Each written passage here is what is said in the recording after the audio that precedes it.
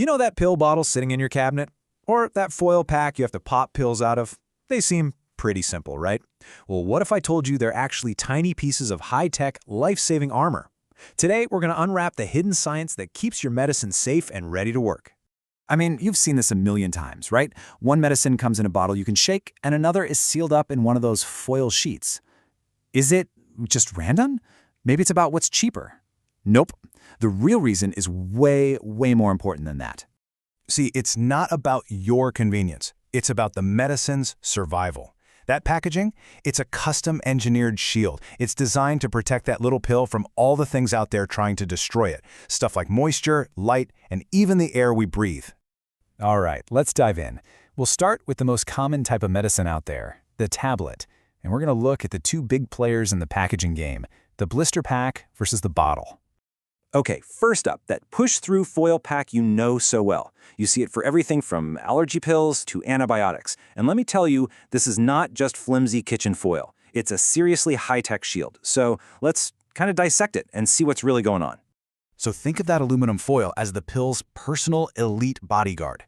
It creates this almost perfect barrier, sealing the medicine completely off from the world. We're talking zero moisture getting in to turn a pill into mush. It blocks out light that can literally break down the drug. And it keeps out oxygen, which can cause it to decay. And get this, each pill is sealed in its own little vault. So when you pop one out, all the others stay perfectly protected. Pretty cool, right? But you know, not all blister packs are made of that hardcore aluminum. You've also seen the clear plastic ones for sure. And this really gets to the heart of the trade-offs that drug companies have to make. Aluminum? That's maximum security, Fort Knox level protection for really sensitive drugs. But it costs more. Clear plastic or PVC is cheaper, and hey, you can see the pill inside. But it's really only good enough for more stable meds that aren't going to fall apart if they see a little light. All right, so that's the blister pack. But what about its biggest rival, the classic pill bottle? I mean, it's everywhere. It seems so basic, but trust me, there's a surprising amount of science packed into that little plastic container. Let's take a look at its defense strategy. Okay, so most of the prescription bottles you see today are made from this stuff called HDPE. It's a specific kind of opaque plastic, and opaque is the magic word here. Those amber or white colors, they're not a fashion statement. They are literally there to block out damaging UV light. Plus, this plastic is super durable, it resists moisture, and, big bonus, it won't shatter into a million pieces if you drop it. Okay, so that's tablets covered. But what about liquid medicines? They can be even more delicate. Protecting them is a whole different ballgame, and it calls for some different materials.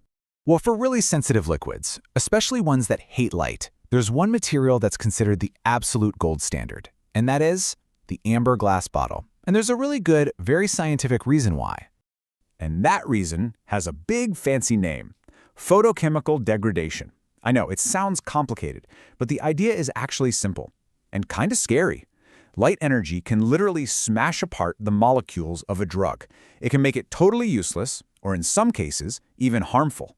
Yeah, you can basically think of it as a really bad sunburn for your medicine. So how does amber glass stop this from happening? Well, first off, glass is impermeable. Nothing's getting in or out. No gases, nothing.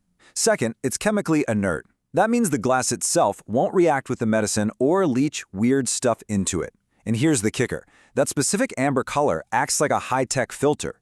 It's designed to block out the most destructive kinds of light, like UV and blue light. So if you've got a super sensitive drug like, say, nitroglycerin, it's got to be amber glass, period. No exceptions. But for a more stable liquid, like a simple cough syrup or a saline solution, well then the benefits of plastic being lightweight and not breaking often win out. The extra light protection just isn't needed. All right, so we've looked at the different kinds of armor out there, but how do companies decide which one to use? It's definitely not a random guess. There's a whole checklist they have to go through. Yeah, so with all these choices, how do they pick? It's this incredibly complex balancing act, you know? They're weighing the drug's safety against the cost and even thinking about how we, the patients, will use it. It's all about finding that perfect sweet spot for each and every medicine. And this is basically their master blueprint. It all kicks off with the hard science. How stable is this drug? What makes it break down? But then it gets into some really human questions, like would a calendar pack help people remember to take their pills on time? How long does this thing need to sit on a pharmacy shelf? What's the cheapest way to do this safely? And the big one, how do we make it child-proof but not, grandparent-proof? Every single one of these points has to be nailed down. So, after all these nitty-gritty details, why does any of this really matter to you? Because that little container, whether it's a bottle or a blister pack, is the absolute last line of defense. It's the final, critical piece of the puzzle that makes sure your medicine actually works. I love this quote because it just nails it. The packaging isn't some afterthought they tack on at the end. It's an integral part of the medicine itself. Think about that.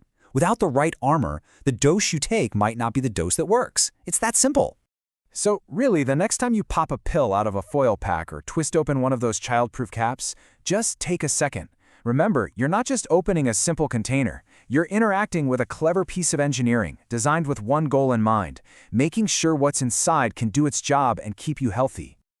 And that kind of leaves us with a really interesting question for the future, doesn't it?